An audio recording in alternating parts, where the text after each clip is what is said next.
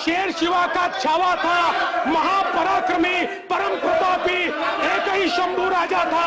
त्यामुळे या ठिकाणी निषेध नाही केला तुम्ही।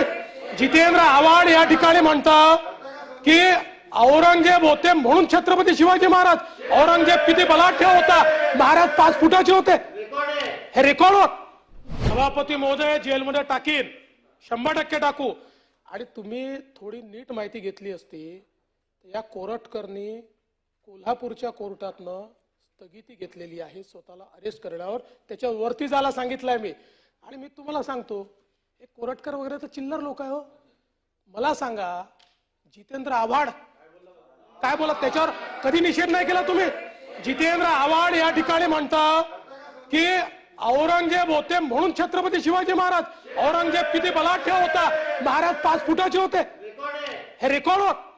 त्याच्यातही निषेध करत तुम्ही, असं सिलेक्टिव्ह करू नका।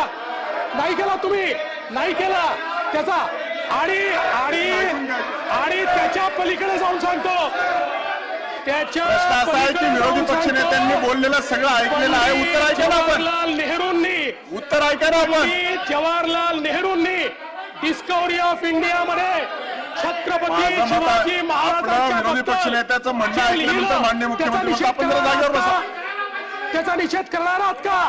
पंडित जवाहरलाल नेहरूंनी, पंडित जवाहरलाल नेहरूंनी छत्रपती शिवाजी महाराजांच्या बद्दल जे डिस्कवरी ऑफ इंडिया मध्ये लिहिलं, त्याचा निषेध करणार आहात का?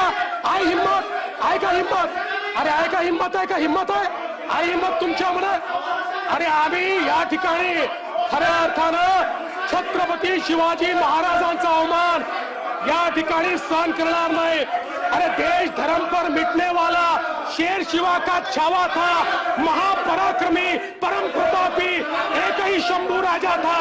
त्यामुळे या ठिकाणी पंडित नेहरू यांचा देखील धिक्कार झाला पाहिजे। सभागृह 10 मिनिटांसाठी तहकूब